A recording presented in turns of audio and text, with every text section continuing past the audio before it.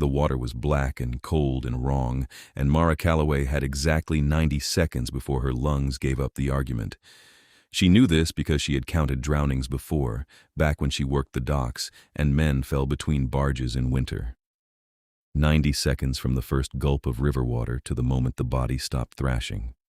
She was at 45 now, maybe 50, hanging upside down in the overturned carriage with her ceremonial gown tangled around her legs and silt clouding everything beyond her outstretched fingers. The brass fittings gleamed dully in the murk. Someone had polished them that morning, she remembered, because she had watched the stable hand buffing the door handles while she stood shivering in a borrowed dress 3 sizes too large, waiting to be told where to sit and when to smile. A proxy bride, the cheapest body in the wedding party, paid 17 silver marks to stand in place of Lady Seraphine Ashford during the ceremonial river crossing so the actual bride could arrive fresh and unmarked by the city's traditional procession. 60 seconds now, maybe 65. The carriage was settling deeper into the silt, listing further onto its side. Water pressed against the window glass, then through it as the seal gave way with a sound like a gasp. More water, rushing in, filling the space between the velvet seats and the painted ceiling now below her head. Mara twisted, trying to free her ankle from where it had wedged between the seat and the carriage wall when they went over. The bridge had been lined with crowds, she remembered, throwing flowers. Then the railing splintering like kindling, and the horses screaming as they went over, and the driver's shout cut short by impact. 75 seconds. Her chest burned. The ceremonial gown was heavy as chainmail, soaked through, dragging at her limbs. She yanked at her trapped foot and felt something give, though whether it was her ankle or the seat she couldn't tell through the pain. 80 seconds. Her vision was narrowing, dark at the edges. She thought about her sister, who would get the 17 silver marks if Mara died today. Thought about the landlord who would evict them anyway, because 17 marks was not enough for 3 months' back rent. Thought about how stupid it was to drown in someone else's dress, in someone else's carriage, on someone else's wedding day. Then something moved in the water beyond the window. Not a fish, not debris. A shape, pale and deliberate, cutting through the murk with unnatural speed. Mara stopped struggling, stopped breathing, stopped everything except watching as the shape resolved into a man. Except no man moved like that underwater. No man had eyes that pale or hair that white or skin that luminous in the river's darkness. He reached the carriage window, or what remained of it, and looked at her through the broken glass. His eyes were silver, not gray, actually silver, like coins held up to moonlight. He wore black, all black, no ceremonial anything, just dark fabric that moved around him like it weighed nothing at all. 90 seconds. Mara's lungs spasmed, trying to draw breath from water. The man, the vampire, because what else could he be, put one hand against the carriage door and tore it off its hinges as easily as opening a book. The water churned with silt and disturbed current. He moved into the carriage, reached past the floating cushions and broken glass, and pulled Mara free with one hand wrapped around her wrist. Her ankle came loose with a flare of pain that would have made her scream if she'd had any air left. Then they were moving, up through the black water, and Mara tried to kick, but her legs wouldn't cooperate, tried to hold her breath, but there was no breath left to hold. The last thing she saw before the darkness took her was the surface far above, a sheet of hammered silver impossibly distant, and the vampire's face beside her own, absolutely calm. She came back to herself, coughing water onto cobblestones, her throat raw and her chest heaving. Voices surrounded her, shocked and layered, too many to separate. Hands touched her shoulders, her face, checking for injuries. Someone threw a coat over her soaked dress. "She's breathing," a woman said, very close. "God and angels, she's actually breathing." "Impossible," a man answered. "The Black River doesn't give anyone back." Mara rolled onto her side, coughing up more water, and saw boots, black boots, barely wet, standing 3 feet from her face. She looked up slowly, past dark trousers and a dark coat and a white shirt that somehow remained pristine despite the river, up to a face that belonged in paintings of old kings and fallen angels. The vampire looked down at her with those impossible silver eyes, his expression unreadable. His hair hung past his shoulders, white as snow, white as bone, and his skin had the kind of pallor that spoke of centuries without sunlight. He was beautiful the way winter was beautiful, perfect and pitiless, and absolutely not human. Someone in the crowd gasped. Lord Mercutio. The name rippled through the gathering like wind through wheat. Lord Mercutio Iskander, the Vampire King. Mara had heard stories. Everyone had heard stories. But the stories always placed him in the old palace beneath Cathedral Hill, in the night courts where vampires settled their disputes and made their laws, not standing on a river dock in full daylight, pulling drowning proxies from ceremonial carriages. Except it wasn't full daylight anymore, Mara realized. The sun had set while she was underwater. The sky above the river was deep purple, stars just beginning to show, and the lamps along the bridge were lit. The girl lives, someone said, and the crowd's murmur grew louder. She came out of the Black River alive. Mercutio looked at the speaker, a man in municipal robes with chains of office across his chest. The magistrate, Mara thought. She had seen him at the procession's start. She does, Mercutio said. His voice was quiet, barely above a conversational tone, but the entire crowd went silent to hear it. Which means she is river-cleared by the old law your own courts still honor. The magistrate's face went pale. My lord, that law hasn't been invoked in over a century, but it remains in force. Mercutio didn't raise his voice. He didn't need to. Anyone who enters the Black River under accusation or suspicion and emerges alive is cleared of all charges, untouchable by mortal or immortal law for as long as the river's mark remains on them. Your own books say this. She wasn't accused of anything, another voice protested. She's just a proxy, a paid stand-in. She was in the ceremonial carriage when it went into the water, Mercutio said. Your tradition, not mine, holds that the Black River judges those who enter it. She was judged. She survived. The law is clear. Mara pushed herself up onto her elbows, still coughing, still confused. Her ankle throbbed where it had been trapped, and every breath tasted like river silt. What law? She managed. I wasn't accused. It doesn't matter now. Mercutio looked down at her again, and something in his expression might have been sympathy, though it was hard to tell with a face that still. You are river-cleared. That makes you the most valuable person in this city for the next month, possibly longer. I suggest you stand before someone decides to test whether you can survive a second drowning. Mara stood. It hurt, but she made it upright, clutching the borrowed coat around her shoulders. The crowd had grown larger, she realized. Dozens of people lined the dock now, and more were coming down from the bridge, all of them staring at her like she had grown wings. I don't understand, she said. You will. Mercutio turned to the magistrate. I will escort her to safety. You will investigate how a ceremonial carriage's wheel gave way on a bridge your guild inspected 3 days ago. I expect a full report by tomorrow's sunset. The magistrate opened his mouth, clearly about to argue, then seemed to remember who he was arguing with and closed it again. He nodded instead, short and jerky. Mercutio looked back at Mara. Can you walk? I think so, Mara said. Her ankle disagreed, buckling when she tried to put weight on it. She would have fallen if Mercutio hadn't caught her arm, his hand cool even through the wet fabric of her sleeve. Then we walk, he said, and started toward the bridge stairs, keeping his pace even with her limping steps. The crowd parted for them like water around stone. Mara had 1,000 questions, and no breath left for any of them.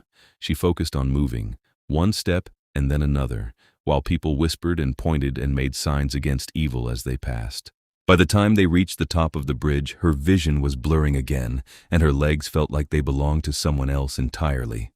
Almost there, Mercutio said, which was the first thing he had said directly to her that wasn't an order or an explanation of law. It made him sound almost human, almost kind, and Mara didn't trust it for a second. Where? She asked. Somewhere you can sit down before you fall down, he said, and somewhere we can speak privately about what happens next. A carriage waited at the bridge's end, this one black and unmarked, and clearly not part of any ceremonial procession. The driver was a woman with the same white hair and pale skin as Mercutio, though her eyes were gold instead of silver. She opened the door without a word as they approached. Mara hesitated. "I don't even know you." "You know my name," Mercutio said. "And you know I could have left you in the river if I meant you harm. Get in the carriage, Mara Calloway. We have much to discuss and very little time before every faction in this city comes looking for you." "How do you know my name?" Mara asked. But she was already climbing into the carriage because her ankle hurt and her head spun, and the alternative was standing in the street dripping river water while strangers debated her legal status. "I know a great many things," Mercutio said, following her into the carriage and settling onto the opposite seat. "It's kept me alive for 400 years. Among the things I know is this. You were hired by House Ashford to stand in for Lady Seraphine during the river crossing. You were paid 17 silver marks, which is below the standard rate because you negotiated poorly. You have a sister named Joanna who is 16 and training to be a seamstress. You owe your landlord 42 marks in back rent. And as of approximately 7 minutes ago, you became the only person in this city who can walk into any court, any guild hall, any noble house, and speak without fear of arrest or retaliation." Mara stared at him. "That's insane." "That's the law." Mercutio leaned back against the seat as the carriage began to move. "The Black River has been used as an execution ground for 800 years. Oathbreakers, traitors, criminals whose guilt was uncertain, they were all given the same trial. Bound and thrown into the river at the old bridge. If they drowned, guilt proven. If they somehow survived, the river had judged them innocent and they were freed from all charges." He paused. "No one has survived in over a century. Until you." "I didn't survive," Mara said. "You pulled me out." "The law doesn't specify how one survives," Mercutio said. "Only that survival grants immunity. You lived. Therefore you are cleared." His silver eyes caught the light from the carriage lamps. "The question now is what you do with that status, and who you trust to help you use it before it runs out." "Why would it run out?"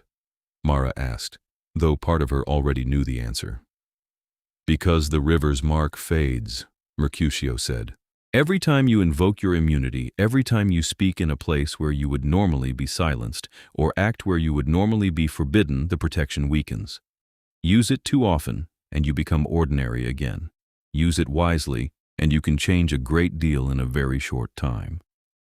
He tilted his head slightly, studying her. "The other question is why the carriage went into the river at all. Ceremonial carriages don't simply lose wheels, not on bridges that were inspected, not when they're carrying proxies for one of the most important treaty marriages in a decade." The treaty marriage. Mara had almost forgotten. Lady Seraphine Ashford was supposed to marry Lord Cornelius Thorne, uniting two of the city's most powerful merchant houses and settling a trade dispute that had been bleeding both families dry for 3 years. The river crossing was supposed to be symbolic, a cleansing before the union, with the proxy bride standing in for the real one so Lady Seraphine wouldn't risk her hair and gown on the water spray. "You think someone sabotaged it?" Mara asked. "I think carriages don't sabotage themselves," Mercutio said. "And I think whoever did this expected the proxy to die quietly and the real bride to be shaken enough to refuse the crossing a second time, which would void the treaty under the old ceremonial requirements." He watched her face carefully. "You were not supposed to survive, Mara, and you were certainly not supposed to be river cleared. Whoever arranged this is scrambling to adjust their plans right now, which gives us a small window to act." "Us?" Mara pulled the coat tighter. "I'm not part of any us. I'm a dock worker who took a job I shouldn't have because I needed the money. I don't know anything about treaties or sabotage or ancient laws." "No," Mercutio agreed. "But you know when you're being used, and you know that 17 silver marks isn't worth dying for." He leaned forward slightly. "I'm offering you a different bargain. Work with me. Help me find who did this and why.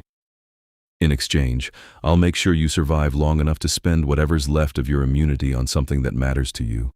Your sister's future, your rent, whatever you want that the powerful normally deny people like you."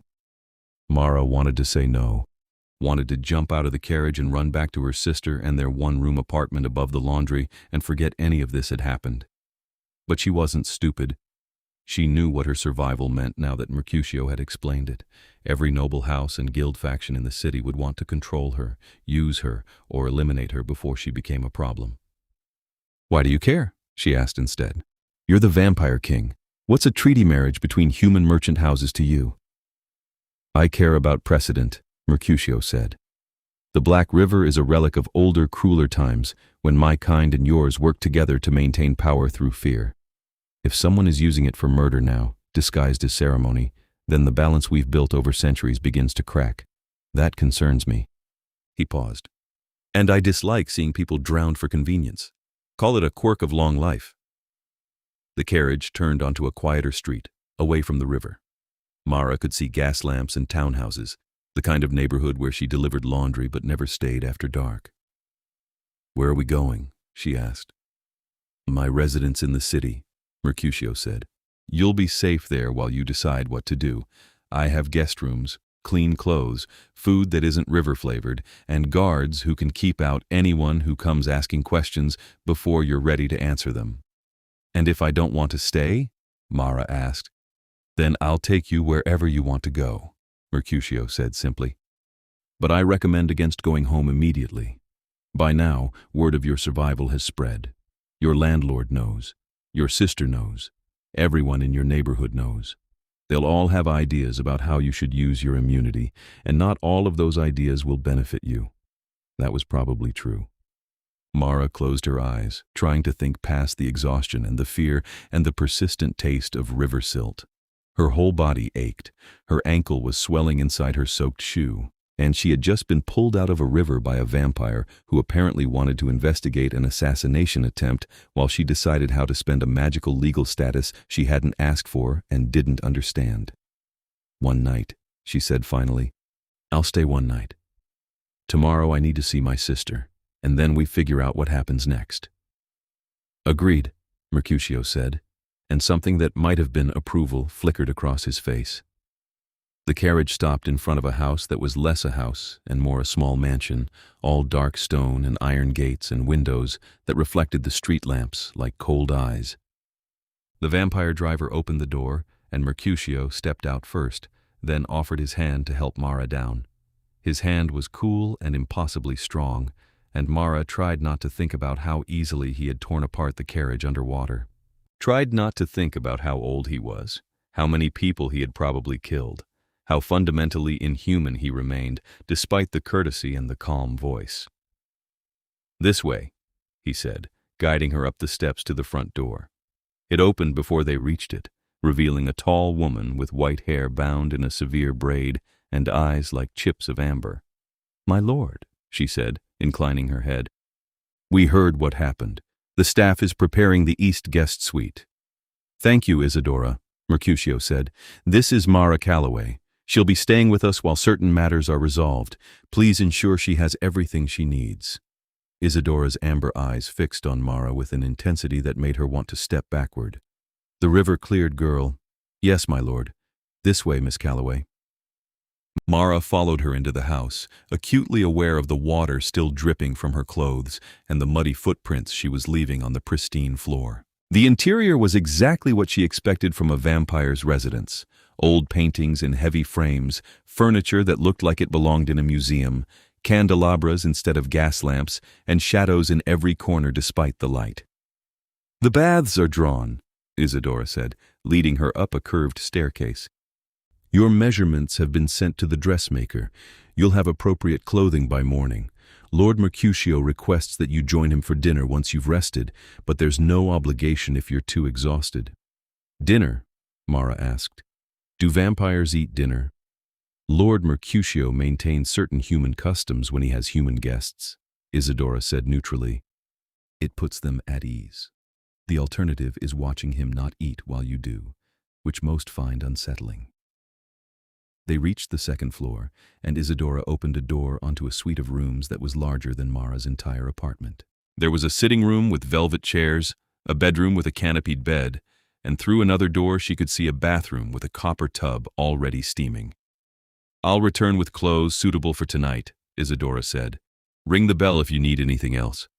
She indicated a pull cord by the door, then left before Mara could think of what to say. Mara stood in the middle of the sitting room, dripping and bewildered, until the cold made her teeth chatter. Then she peeled off the ruined ceremonial gown, left it in a sodden heap on the floor, and climbed into the bath. The hot water hurt at first. Too much sensation after the numbness of the river. But gradually it became bearable, then wonderful. Heat seeping into her bones and washing away the silt and the fear. Mara scrubbed her hair 3 times before it stopped smelling like river water, scrubbed her skin until it was pink and clean, and finally just lay back in the tub and tried to process everything that had happened. She had nearly drowned. She had been saved by the Vampire King. She was now protected by an ancient law that made her legally untouchable. And someone had tried to kill her, or kill Lady Seraphine, or disrupt a treaty marriage, and she had somehow ended up in the middle of it all. It was insane. All of it. And the worst part was that Mercutio was right. Going home right now would be a mistake. Everyone would want something from her. Her landlord would want rent. Her neighbors would want her to speak for them in disputes. The guilds would want her testimony. The nobles would want her silence or her support or her gone. And her sister. Joanna would want to know she was safe, would be worried sick, and Mara had no way to send word until morning.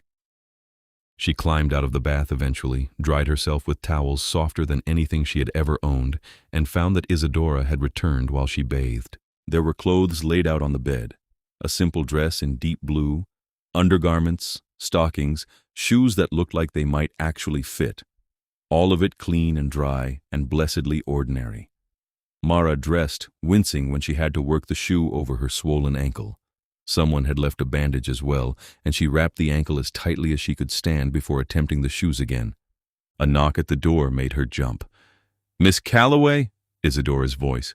"Lord Mercutio is in the dining room if you feel well enough to join him." Mara took a breath, then another. "I'll be right there." She followed Isadora back down the stairs and through a series of hallways that seemed designed to disorient visitors. The dining room, when they finally reached it, was smaller than she expected, lit by candles rather than lamps, with a table that could have seated 12 but was set for only 2. Mercutio stood when she entered. He had changed as well, though into what she couldn't say more black, more elegance, more of that unsettling perfection. His white hair was tied back now, revealing the sharp lines of his face. "Please, sit," he said, gesturing to the chair across from him. "I hope the bath helped." "It did," Mara said, sitting carefully. "Thank you for all of this. I know I didn't exactly ask to be rescued." "You didn't ask to be drowned either," Mercutio said. "So we're even." He poured wine into her glass from a crystal decanter. "This is from the southern vineyards. Nothing in it but grapes and thyme, I promise." Mara took a sip. It was the best wine she had ever tasted, which wasn't saying much given that her usual drink was watered ale from the dock taverns. "You said we had things to discuss." "We do." Mercutio settled back in his chair, his own glass untouched. "But first you should eat. Isadora tells me you haven't had food since this morning." As if summoned by her name, Isadora appeared with a tray of dishes, bread still warm from the oven, soup that smelled like herbs and cream, roasted vegetables, sliced meat. Far too much for one person, but Mara discovered she was starving. She ate while Mercutio watched and tried not to feel self-conscious about it. "Better?" he asked when she finally slowed down. "Much," Mara admitted. "Thank you." "Good." Mercutio leaned forward slightly. "Now, the treaty marriage. What do you know about it?" "Just what everyone knows," Mara said. "House Ashford and House Thorne have been fighting over river trade rights for years. The marriage is supposed to settle it by uniting the families. Lady Seraphine marries Lord Cornelius, and their children inherit both trade fleets." "Correct," Mercutio said. "What you may not know is that there are 3 other merchant houses who stand to lose considerably if that marriage succeeds. House Garrett controls the eastern docks. House Wyndham owns the northern warehouses, and House Blackwell." He stopped. "House Morrow runs the insurance syndicate that profits from the conflict. All 3 would prefer the treaty to fail." "So any of them could have sabotaged the carriage," Mara said. "Possibly," Mercutio said. "But sabotage requires access, and the ceremonial carriages are kept under guard until the procession. Someone either bribed the guards or had legitimate reason to be near the carriage before the ceremony. The stable hand who polished the brass fittings, Mara said, remembering. I saw him that morning. He was there for at least an hour. Do you remember what he looked like? Mercutio asked. Mara closed her eyes, trying to pull up the memory. Young, maybe 20. Brown hair, I think. He had a scar on his hand. I noticed it when he was buffing the door handle, shaped like a crescent. A crescent scar, Mercutio repeated, and something shifted in his expression. That's a guild mark, specifically the Shipwrights Guild, which is controlled by House Garrett, Mara finished. So they did it? Possibly, Mercutio said again, or someone wants us to think they did it. A guild mark can be faked, and House Garrett is the most obvious suspect, which makes me suspicious of the obvious. He stood. Tomorrow I'll visit the guild hall and ask questions. Tonight you should rest. Your ankle needs elevation, and you need sleep that isn't interrupted by people trying to recruit you. Mara stood as well, wobbling slightly. What do I do? If you're right and people come looking for me? Stay here, Mercutio said. This house is warded against entry without invitation. No one can reach you here unless I allow it. He paused. And when you do go out, when you see your sister or decide how to use your immunity, remember that you don't owe anyone an explanation. The law is clear. You survived. That's all that matters. Except for who tried to kill me, Mara said. Except for that, Mercutio agreed. But we'll find them. I give you my word. Mara wanted to ask what a vampire's word was worth, but she was too tired to argue. She let Isadora guide her back to the guest suite, let herself collapse onto the impossibly soft bed, and fell asleep, still wearing the blue dress. She dreamed of water, of course, of sinking, of silver eyes watching her through the dark. But in the dream, when the vampire reached for her, she took his hand and didn't let go. She woke to sunlight streaming through gaps in the heavy curtains and someone knocking on the door. Mara sat up, confused for a moment about where she was, then remembered everything in a rush. Miss Calloway? Isadora's voice. There's someone here to see you. She says she's your sister. Mara scrambled out of bed, ignoring the protest from her ankle. Joanna, let her in, please. The door opened, and Joanna burst through, her face pale and her eyes red from crying. She was 16 and tiny, with dark hair she kept in a practical braid and a smudge of thread dust on her cheek from the seamstress shop. Mara! She threw herself at Mara, hugging her so tightly it hurt. I heard what happened. Everyone's talking about it. They said you drowned and then you didn't, and the Vampire King pulled you out himself, and now your river cleared, and I didn't know if it was true or if you were hurt or... I'm fine, Mara said, hugging her back. I'm fine, Jo. I promise. Joanna pulled back, looking her over critically. Your ankle's bandaged. It got twisted in the carriage. It's not serious. Mara guided her to the sitting room, where someone had left a breakfast tray with tea and pastries. How did you find me? Everyone knows where the Vampire King lives, Joanna said. I just walked up and asked the guard at the gate if my sister was here, and he went inside and came back and said yes. She picked up a pastry, then put it down without eating. Mara, what's happening? They're saying you can do anything now, that you're protected by law, that you could walk into the magistrate's office and accuse anyone of anything, and they'd have to listen. That's not exactly how it works, Mara said, though she wasn't entirely sure. I can speak without being arrested or silenced, I think, but I don't know for how long or what the limits are. Then you have to use it, Joanna said urgently. Mara, you could get our rent forgiven. You could demand better wages for the dock workers. You could make the landlords fix the tenements. You could... Jo. Mara caught her hands. I know, but it's not unlimited. Every time I use it, the protection gets weaker. I have to be careful. So, be careful, Joanna said. But don't waste it. This is the only time in our lives someone like us has power. Please don't let it slip away. Mara thought about Mercutio's warning, about using her immunity wisely, about choosing what mattered. I won't waste it, she promised. But I also can't fix everything wrong with this city in a few weeks. I have to prioritize. Joanna deflated slightly. I know. I've been scared for so long, Mara. Scared we'd lose the apartment. Scared I'd have to quit my apprenticeship. Scared you'd take another dangerous job because we needed the money. And now suddenly you have this chance, and I want you to use it for something that keeps us safe." "I will," Mara said. "I promise. But first, I need to figure out who tried to kill me and why, because until I do, none of us are safe anyway." Joanna's eyes widened. "You think it was deliberate? Not an accident?" "The Vampire King thinks so," Mara said, "and I trust his judgment on this." "You trust him?" Joanna looked shocked. "Mara, he's a vampire. They don't help humans out of kindness." "I know what he is," Mara said. "But he pulled me out of that river when he could have left me to drown. That counts for something." She poured tea for both of them. "He's helping me investigate. And in the meantime, I'm staying here where it's safe." "Safe in a vampire's house," Joanna muttered, but she accepted the tea. "Mother would have locked you in a church." "Mother would have sold my immunity to the highest bidder and drunk the profits," Mara said flatly. Their mother had been dead 3 years, drunk herself into a pauper's grave, and neither of them mourned her much.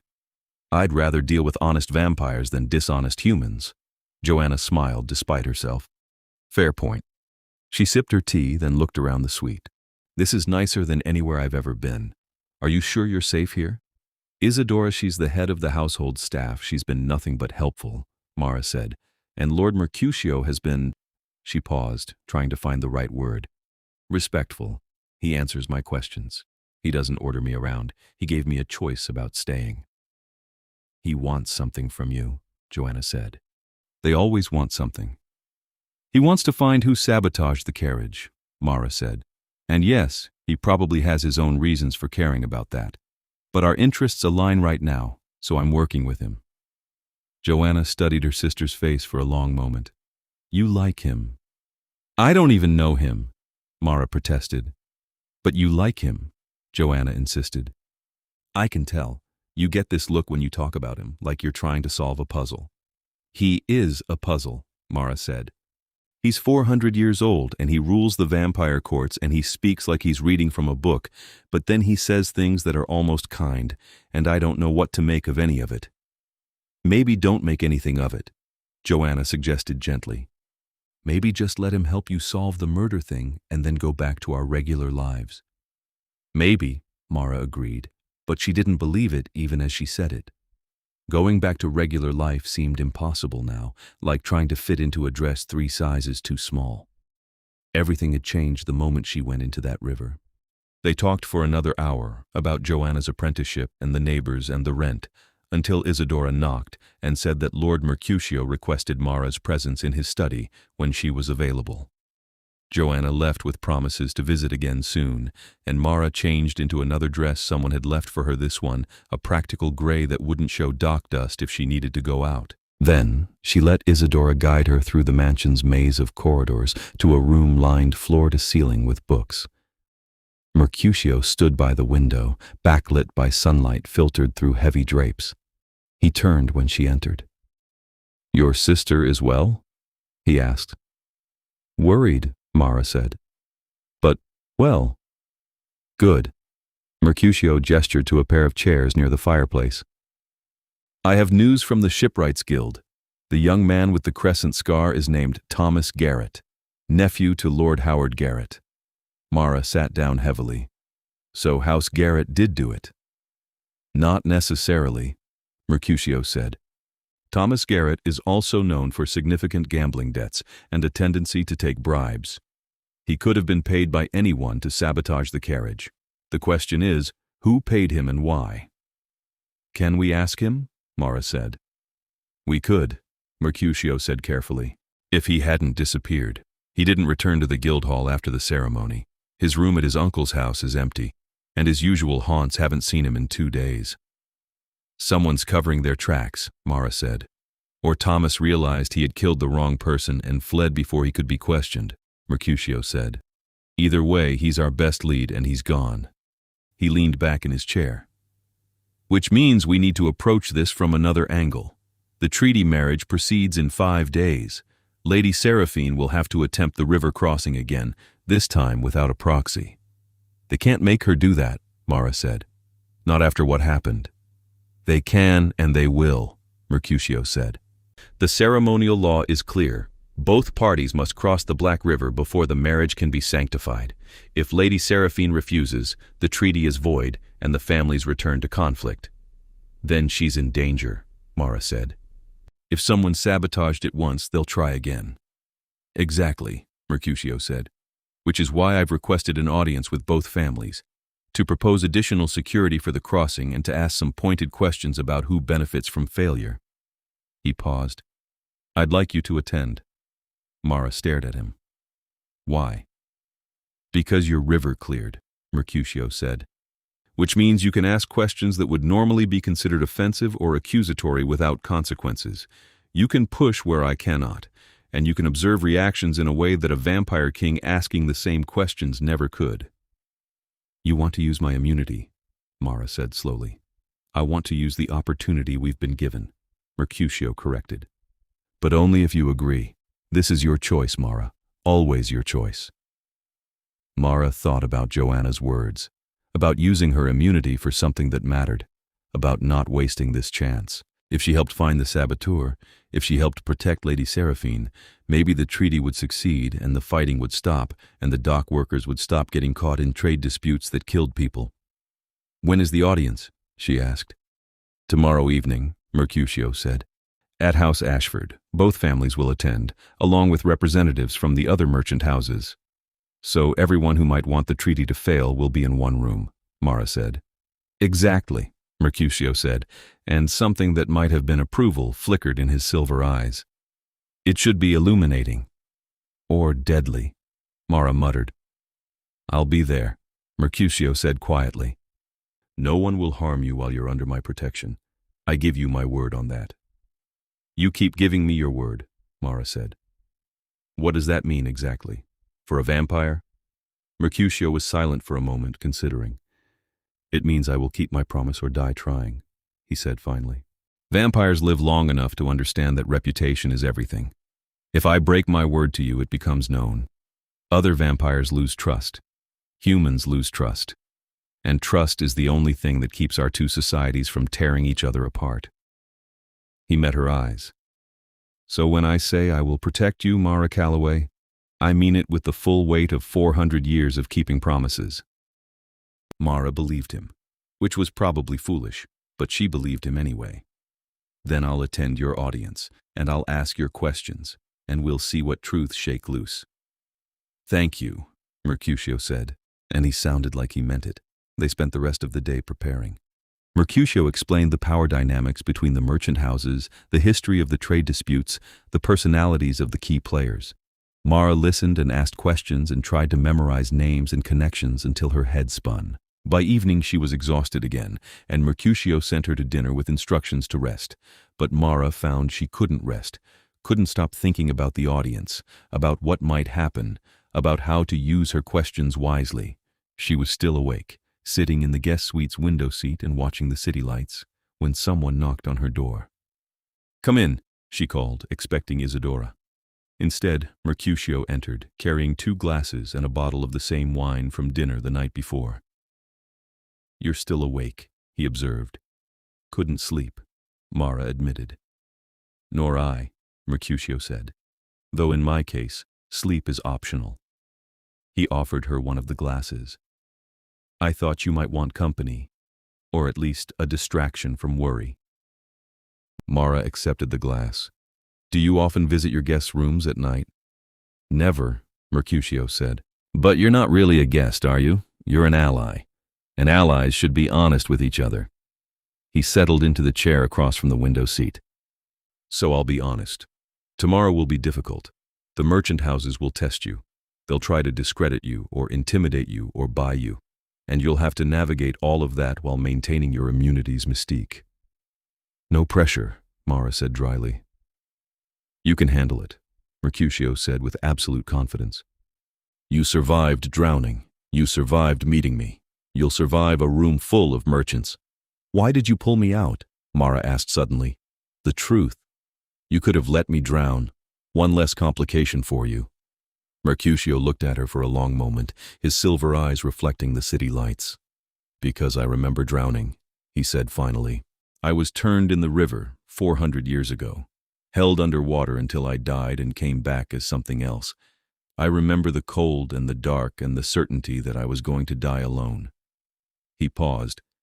When I saw you in that carriage, I saw myself, and I decided that if I could spare someone that death, I would. Mara hadn't expected such honesty, hadn't expected vulnerability from a vampire king. Thank you, she said quietly, for saving me, for being honest, for all of this. You're welcome, Mercutio said. He stood, leaving his untouched glass on the side table. Try to sleep. Tomorrow we change things. He left before Mara could respond, closing the door softly behind him. She sat in the window seat for a while longer, thinking about drowning and survival and vampires who remembered being human. Then she finished her wine, climbed into bed, and fell asleep, thinking about silver eyes and promises kept.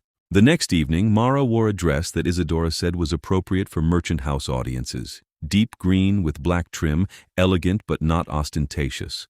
Her ankle had healed enough to walk without limping, and someone had done something clever with her hair that made her look older and more sophisticated than she felt.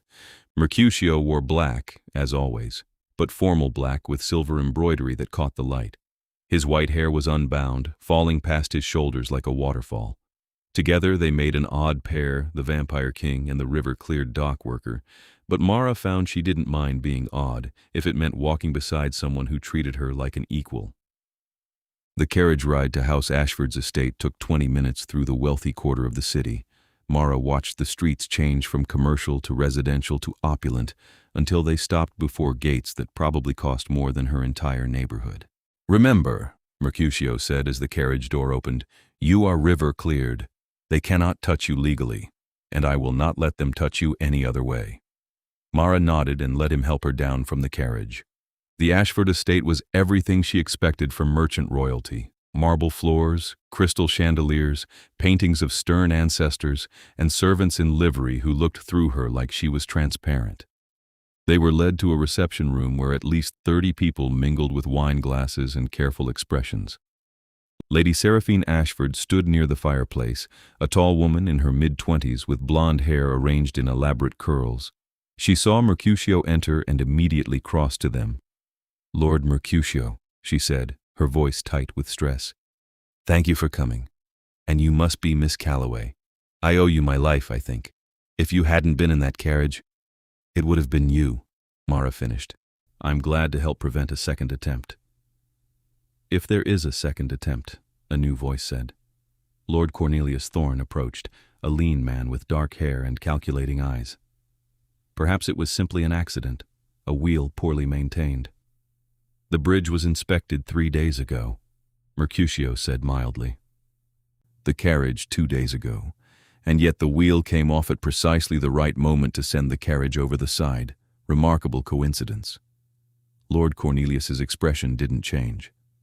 Coincidences happen, Lord Mercutio, even tragic ones. Indeed they do, Mercutio agreed, which is why we're here, to ensure no more coincidences interfere with your marriage. A woman in expensive silk joined them, her gray hair swept up and her jewelry worth more than Mara's apartment building. Lord Mercutio, how unexpected to see you involving yourself in human affairs. Lady Harriet Wyndham, Mercutio said, inclining his head slightly. I involve myself when human affairs include attempted murder using a river sacred to vampire law. The Black River is my concern. And the girl? Lady Harriet's sharp eyes fixed on Mara. Is she your concern as well? Miss Calloway is river-cleared, Mercutio said. She's everyone's concern, or should be. Mara felt all attention in the room shift to her. Dozens of eyes, weighing and evaluating and calculating. She lifted her chin and met their gazes steadily. I have questions, she said, her voice clearer than she expected.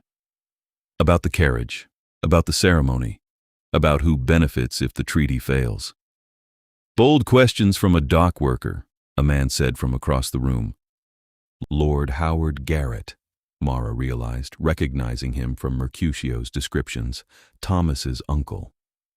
River cleared questions from someone who survived your river, Mara corrected, which means you answer them or admit you have something to hide. A ripple of reaction moved through the room. Lord Howard's face flushed. My house had nothing to do with the accident, he said. Then you won't mind telling me where your nephew Thomas is, Mara said, since he was the last person to handle the carriage before the ceremony. Lord Howard's flush deepened.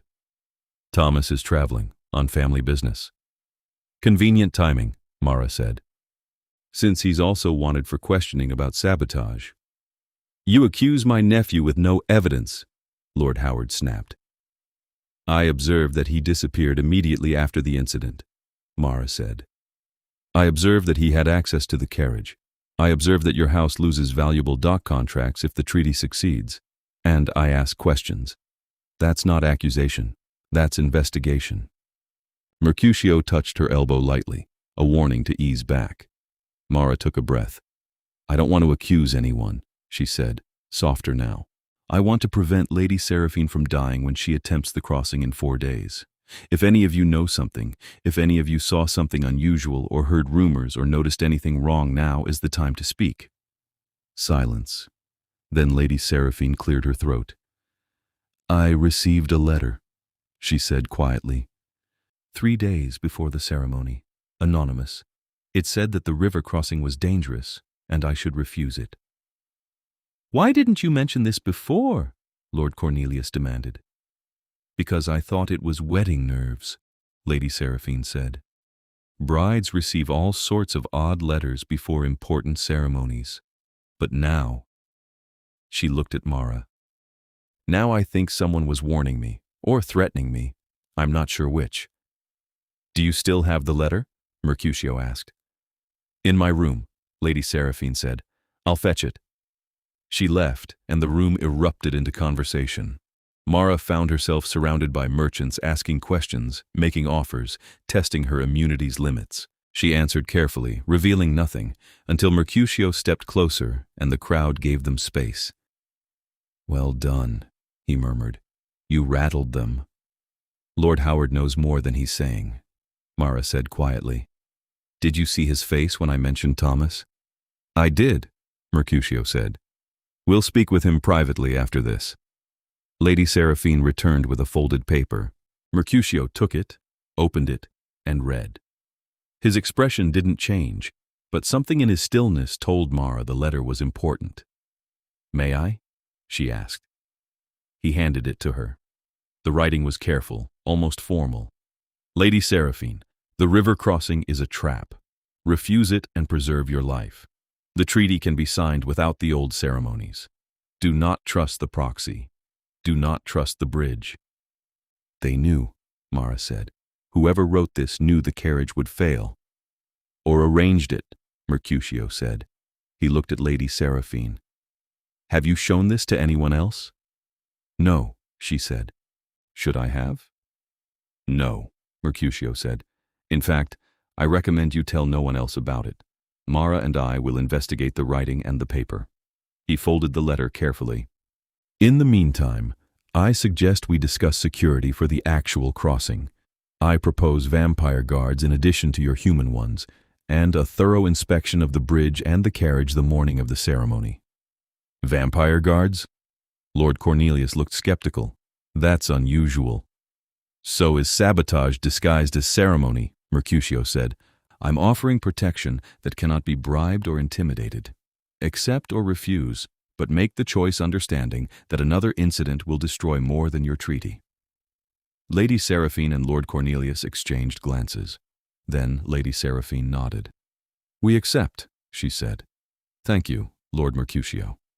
The rest of the audience passed in careful negotiation and political maneuvering that left Mara exhausted. By the time they returned to the carriage, her head ached and her ankle throbbed. You did well, Mercutio said as they settled into their seats. Better than well. You used your immunity precisely as it should be used to ask questions that needed asking and to push for answers that needed hearing. I spent some of it, didn't I? Mara said. The protection. I can feel it, like something wearing thin. Yes, Mercutio said gently. but you spent it wisely, and you gained information we needed." "The letter," Mara said. "What did you see in it that I didn't?" "The paper is expensive," Mercutio said. "The kind sold by only 3 stationers in the city, and the handwriting is educated, formal, possibly professional. A clerk or a lawyer, someone used to writing documents." He looked at her. "We can narrow that down. Find who bought this paper recently. Cross-reference with people who have reason to know about the ceremony's details." "That will take days," Mara said. "We have 4, Mercutio said. "We'd better start." They started that night, visiting the stationers by lamplight and asking questions backed by Mara's immunity and Mercutio's reputation. 2 of the shops had sold no paper of that type in weeks. The third had sold a ream to a law office 3 blocks from the river. The office was closed, but Mercutio had keys or lockpicks. Mara wasn't sure which. They slipped inside, and Mara kept watch while Mercutio searched the desk. "Here," he said after 5 minutes. He held up a ledger. "Payments received, including one from Lord Howard Garrett 2 weeks ago, for legal consultation regarding trade contracts." "So Lord Howard hired a lawyer who wrote the warning letter?" Mara said. "That doesn't make sense. Why warn Lady Seraphine if you're planning to kill her?" "Unless the lawyer wasn't working for Lord Howard," Mercutio said slowly. "Unless he was working against him, trying to prevent the sabotage." "Then why not go to the authorities?" Mara asked. "Because he had no proof," Mercutio said, "only suspicions, and accusing a powerful merchant lord without evidence ends careers, or lives." He copied the lawyer's name from the ledger. "Marcus Pemberton. We'll visit him tomorrow." They left the office as quietly as they'd entered and returned to the mansion. Mara was too keyed up to sleep, so she sat in the library with Mercutio, discussing possibilities and theories until the sky began to lighten. "You should rest," Mercutio said finally. "Dawn is coming." "What happens to you when the sun rises?" Mara asked. "I become very tired and very irritable," Mercutio said. "And if I'm exposed to direct sunlight for more than a few minutes, I burn. It's unpleasant but not fatal unless prolonged." "So the stories about vampires turning to ash in sunlight are exaggerated?" Mara said. "Most stories are," Mercutio said. "We're difficult to kill, but not impossible. Stake through the heart works, though it's harder than it sounds. Beheading works. Burning works if sustained. But mostly, we die like anyone else dies through persistence and determination on the part of our enemies." He smiled slightly. "I've survived 400 years by having very few persistent enemies." "How do you do that?" Mara asked. "Stay alive so long?" "By being fair when possible and ruthless when necessary," Mercutio said. "By keeping my word, by choosing my battles carefully, and by remembering that immortality means living with the consequences of my choices for a very long time." He looked at her. "It makes one cautious, thoughtful, perhaps boring." "You're not boring," Mara said, and realized she meant it. "You're the most interesting person I've ever met." Something shifted in Mercutio's expression, a warmth that made him look less like a marble statue and more like a man. "You're not what I expected either," he said quietly. "When I pulled you from that river, I thought you'd be frightened, grateful, eager to cash in your immunity for immediate safety. Instead, you chose to investigate, to help, to use your protection for others. That's rare, Mara, in humans or vampires." "I'm just doing what makes sense," Mara said, uncomfortable with the praise. "No," Mercutio said. "You're doing what's right. There's a difference." He stood. "Get some rest. Tomorrow we visit the lawyer and hopefully get answers." Mara did rest, though her dreams were full of letters and warnings and silver eyes watching her through water. She woke late in the afternoon to find clothes laid out and a note from Mercutio saying he'd meet her in the entrance hall at sunset. Marcus Pemberton's home was in a respectable neighborhood, the kind where lawyers and doctors lived. He answered the door himself, a thin man in his 50s with ink-stained fingers and suspicious eyes. "Lord Mercutio," he said, his voice carefully neutral. "How may I help you?" "We have questions about a letter," Mercutio said. "May we come in?" Pemberton looked at Mara, at her river-cleared status written in the way people stepped aside for her, and nodded reluctantly. Briefly. His study was cramped but organized, full of law books and case files. Mercutio produced the warning letter. "Did you write this?" he asked. Pemberton looked at it and went pale.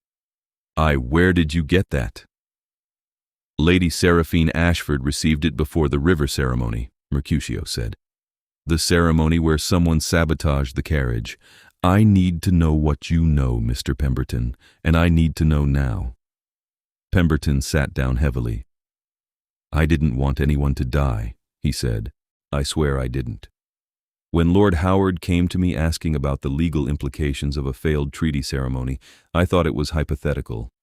But then he started asking specific questions, about the bridge, about the timing, and I realized he was planning something." "So you warned Lady Seraphine," Mara said. "I tried," Pemberton said. "I couldn't go to the authorities with suspicions, but I thought if she refused the crossing, the whole plan would collapse and no one would be hurt." He looked up at them. "I didn't know about the proxy. I didn't know someone else would be in the carriage." "But you knew about the sabotage," Mercutio said, "which means you can testify against Lord Howard." "I can't," Pemberton said desperately. "He'll destroy me, my career, my reputation, everything, and I have no proof, just conversations. He'll deny it all." Mara leaned forward. "Mr. Pemberton, I am river cleared. That means when I speak, people listen. If you testify to what you know, I will make sure your testimony is heard, and I will make sure Lord Howard can't retaliate against you."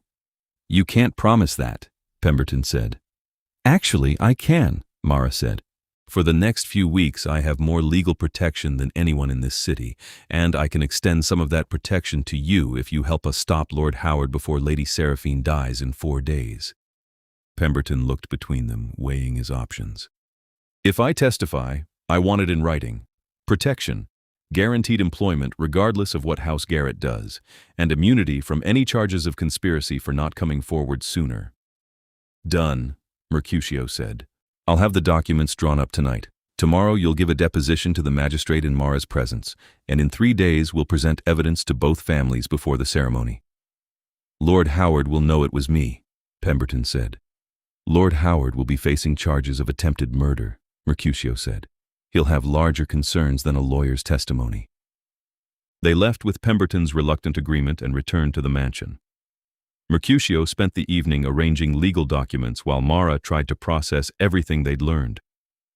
"We have proof now," she said, when Mercutio joined her for a late dinner. "Testimony. We can stop the second attempt." "We can stop Lord Howard's attempt," Mercutio corrected. "But I'm not convinced he was working alone. The letter mentioned not trusting the proxy. How would Lord Howard know about you specifically unless someone told him?" "Someone inside House Ashford?" Mara said. "Possibly," Mercutio said. "Or someone with access to the ceremony planning. We're missing something." They spent the next 2 days chasing that missing piece, interviewing servants who had worked the ceremony, reviewing the bridge inspection records, cross-referencing Lord Howard's associates with people who had access to the carriage, and slowly, a pattern emerged. Thomas Garrett had gambling debts. Those debts were held by a syndicate run by House Morrow, the same House Morrow that profited from the continuing trade war. "They bought Thomas's cooperation," Mara said, staring at the documents spread across Mercutio's desk.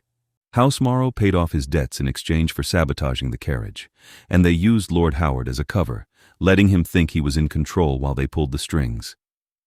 "Which means House Morrow will try again," Mercutio said grimly. "Tomorrow, at the ceremony, and this time they'll be more careful." The day of the ceremony dawned gray and cold. Mara dressed in the same blue dress she'd worn to the Merchant House audience, because it felt like armor now. Mercutio had been awake all night coordinating with his vampire guards, and he looked tired in a way she hadn't seen before. "Are you all right?" she asked when she found him in the entrance hall. "I will be once today is over," he said. "Ready?" "No," Mara admitted. "But let's go anyway." The bridge was crowded with spectators again, but this time there were also guards, human and vampire, both stationed along the railings. The ceremonial carriage had been inspected 3 times that morning. Lady Seraphine stood nearby, pale but composed, with Lord Cornelius beside her. The magistrate approached Mercutio and Mara as they arrived. "Lord Mercutio, Miss Calloway, everything is in order. The bridge has been secured." "Good," Mercutio said. "And our testimony has been heard?" "Lord Howard Garrett is in custody," the magistrate confirmed. "Based on Mr. Pemberton's deposition and Miss Calloway's backing, he'll stand trial next week." "And House Morrow?" Mara asked. The magistrate's expression soured. "Insufficient evidence. They deny all involvement, and without Thomas Garrett's testimony, we can't prove the connection." "Then they'll try something today," Mara said. "We're watching," the magistrate assured her. "No one will get near the carriage." But Mara wasn't watching the carriage. She was watching the crowd, looking for anything unusual. And she saw him, Thomas Garrett, or someone who looked like him, standing near the bridge's far end with his hand in his coat pocket. "There," she said, pointing. "Mercutio, that's Thomas." Mercutio moved before she finished speaking, faster than any human could move, cutting through the crowd toward Thomas. But Thomas saw him coming and pulled his hand from his pocket, throwing something small and dark toward the carriage. Mara didn't think. She just ran, her ankle screaming in protest, and threw herself between the carriage and whatever Thomas had thrown. It hit her shoulder and bounced away, a glass vial that shattered on the cobblestones.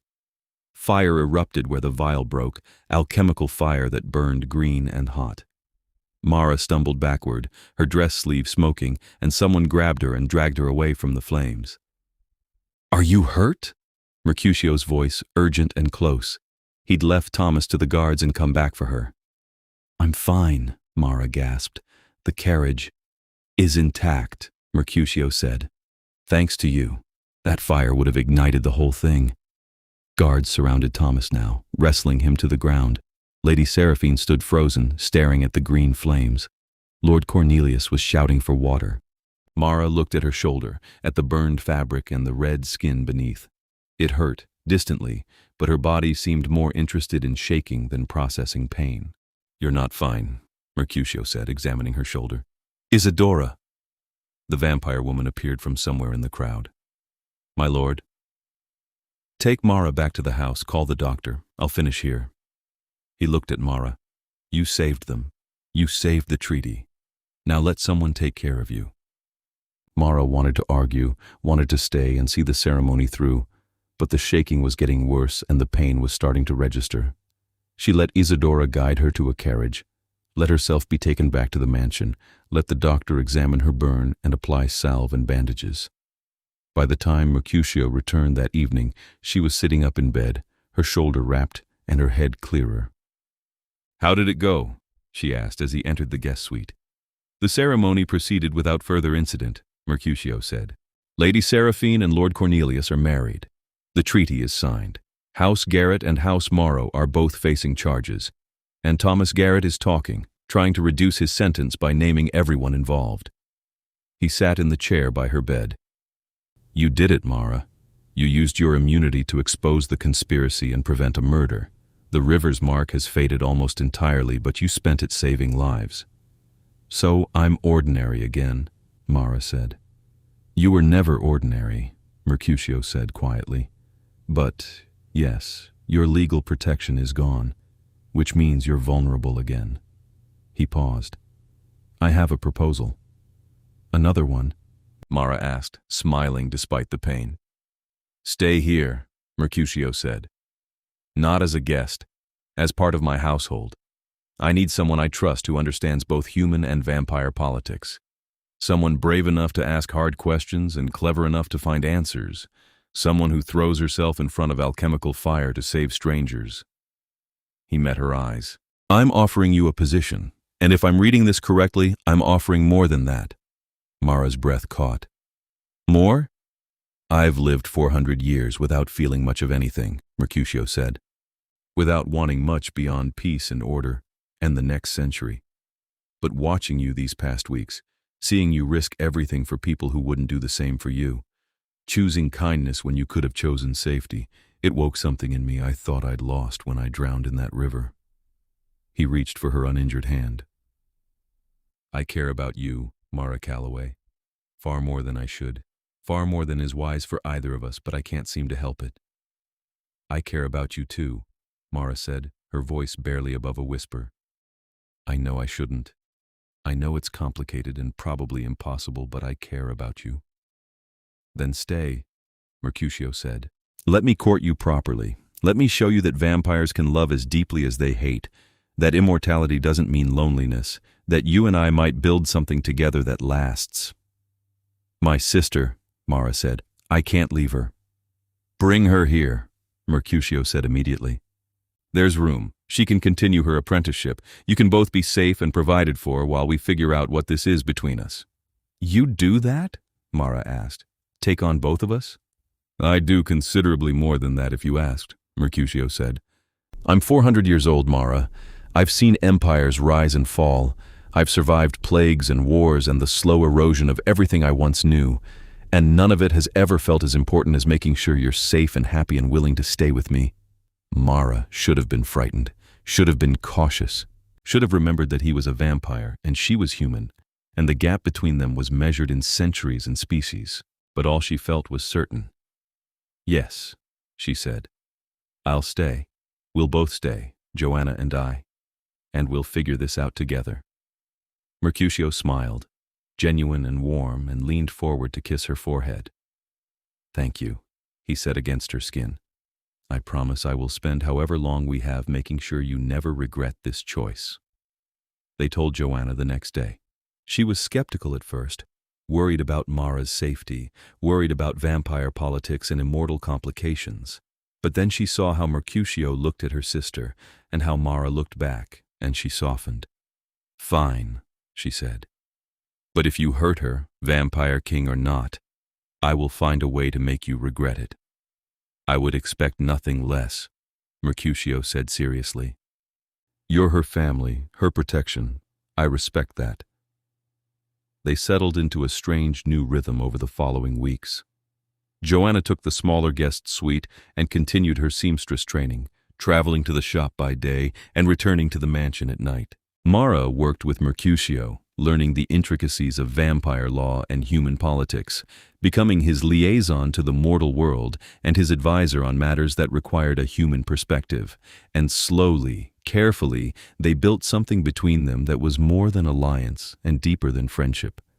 Mercutio courted her with the patience of someone who had centuries to wait. He brought her books he thought she'd enjoy. He taught her about vampire history and culture. He listened to her opinions and changed his mind when her arguments were sound.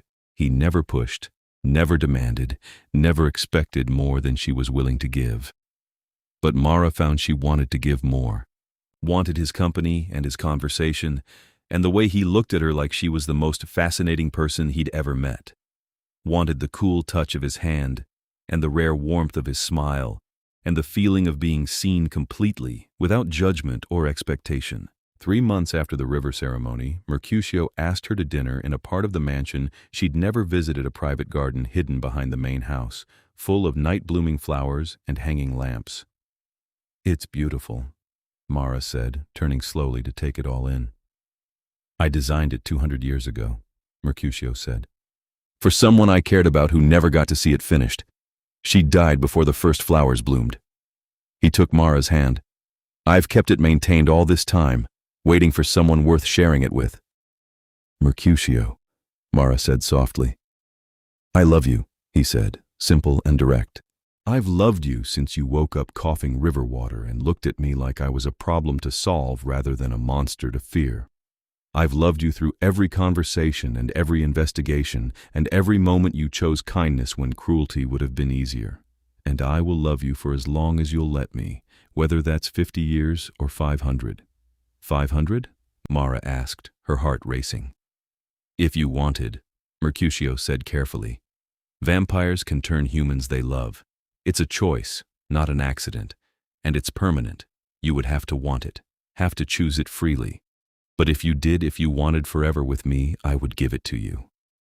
Mara thought about immortality, about watching Joanna age and die. about centuries of knights and courts and politics, about forever with a man who had already lived longer than her entire family line. "I don't know if I want forever," she said honestly. "Not yet. But I want now. I want time to figure it out. I want to love you without thinking about endings." "Then that's what we'll have," Mercutio said. "Now, time. Love without conditions." He kissed her then, properly, his lips cool against hers, but the emotion behind the kiss absolutely warm. They were happy, genuinely, surprisingly happy. Mara settled into her role as Mercutio's liaison, mediating between vampire courts and human councils, solving problems that required both perspectives. Joanna finished her apprenticeship and started her own small business making clothes for noble houses using contacts Mercutio provided, but succeeding on her own talent. Years passed. Mara turned 25, then 30. Joanna married a kind clockmaker and had children who called Mara Aunt and treated Mercutio with the casual affection of those who'd never known a world without vampires in it. And Mara watched her sister age, watched the first gray hairs appear and the laugh lines deepen, and thought about choices. On the night of her 35th birthday, she and Mercutio walked through the city to the Black River. The bridge had been rebuilt after the ceremony, reinforced and blessed and declared safe. But Mara didn't go to the bridge. She went to the shallows where Mercutio had first pulled her from the water. "I've been thinking," she said, watching the lamplight reflect on the current. "About?" Mercutio stood beside her, patient as always. "About drowning," Mara said. "About dying and coming back different. About forever." She turned to face him. "I want it. The turning. I want more time with you than a human lifespan allows. I want to wake up in 100 years and still be learning new things about you. I want forever." Mercutio's expression shifted through surprise and joy and concern. "You're certain? Once done, it cannot be undone. You'd be vampire, Mara, immortal, but changed. No more daylight, no more human aging. Your sister would outlive your human self and die while you continued on." "I know," Mara said. "I've thought about all of it, and I still want this, want you, want us, for as long as forever lasts." "Then I will give you forever," Mercutio said. "But not tonight. Tonight we celebrate your birthday. Tomorrow we tell your sister and make arrangements, and when you're ready, when you're absolutely certain, we'll come back to this river, and I'll turn you in the same water that tried to kill you." It took 2 more weeks of preparation and tearful conversations with Joanna and legal arrangements to protect Mara's human identity until the turning was complete. And then, on a cold night, very like the one when she'd first drowned, Mara returned to the Black River with Mercutio. They waded into the shallows together, lamplight making the water look almost warm. Mara wore simple clothes she didn't mind ruining. Mercutio held her hand. "Last chance to change your mind," he said. "I'm not changing my mind," Mara said. "I love you. I choose this. I choose us." "Then I love you too," Mercutio said. "And I will take care of you through the turning and teach you everything you need to know about your new life. And I will spend eternity grateful that I pulled you from this river." He kissed her one last time as a human. Then, gently, he tilted her head and bit down. The pain was sharp and bright and brief. Then coldness flooded Mara's veins, spreading from the bite mark through her chest and into her limbs. She gasped, stumbled, and Mercutio caught her, lowering her into the water. "Trust me," he said against her hair. "I won't let you go." Mara trusted him as the water closed over her head, as the cold turned to burning, as her heart stuttered and stopped and started again with a rhythm that was slower and stronger and fundamentally different. She drowned for the second time in the Black River. But this time when she came back changed. Came back with silver eyes and white hair and strength in her limbs that had never been there before. Came back as something between human and monster, as something that would live for centuries, as something that could stand beside a vampire king as an equal. Mercutio pulled her from the water again, carrying her to the shore. But this time Mara's eyes were open, her vision sharp enough to see every star reflected in the water, every shadow on the riverbank. "How do you feel?" Mercutio asked. Different, Mara said. Stronger. Hungry. The hunger fades with practice, Mercutio said. I'll teach you control. Teach you everything. He helped her stand. Welcome to immortality, Mara. Welcome to forever.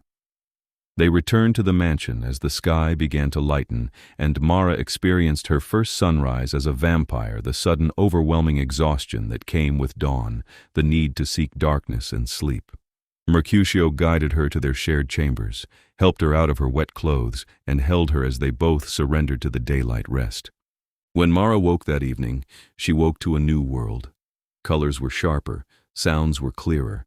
She could hear Joanna's heartbeat 2 floors below, hear the servants moving through the halls, hear the city beyond the walls like a symphony of life, and she could feel Mercutio beside her, his presence a constant awareness that felt like coming home. It's overwhelming at first, he said, watching her process the sensory overload. But you'll adjust. I'll help you.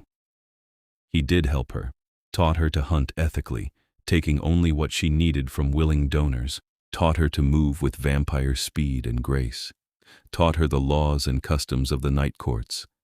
And through it all, he remained patient and kind, and absolutely devoted. Joanna adapted better than Mara expected. She visited often, bringing her children to see their aunt who no longer aged. She asked questions about vampire life with genuine curiosity rather than fear.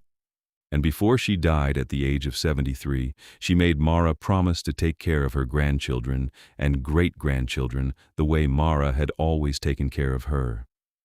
Mara kept that promise, became the family's immortal guardian, watching over generations of her sister's descendants. Some knew what she was. Others simply knew her as the family friend who never seemed to age, who appeared in sepia photographs spanning centuries, who offered help when it was needed and wisdom when it was requested. And through it all, Mercutio was beside her, her partner in ruling the vampire courts, her companion in navigating the changing world, her love through decades and centuries.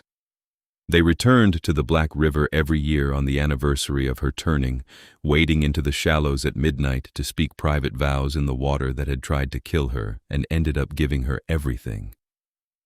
I love you, Mara said on their 100th anniversary, the city lights reflecting in water that hadn't changed in all that time. I love you, Mercutio replied, his silver eyes meeting hers. For 100 years and 100 more, and as long as this river flows. The water moved around them, cold and dark and full of history, but Mara wasn't afraid of drowning anymore, not when she had someone who would always pull her from the depths. Not when she had forever to spend learning new ways to love the man who had saved her life by ending it. The Black River had judged her once and found her worthy of survival. Now it witnessed her happiness, her choice, her immortal joy. And if water could remember, this water remembered the girl who drowned, and the vampire who saved her, and the love that had grown from tragedy into something that would outlast empires. They stood together in the shallows, hand in hand, while lamps flickered on the bridge above, and the city moved around them like it had for centuries, and would for centuries more. 2 immortals who had found each other in drowning, 2 souls who had chosen forever. And the river flowed on, carrying their story into history, into legend, into the kind of tale people would tell for generations about the dockworker who became a vampire queen and the vampire king who loved her enough to give her eternity.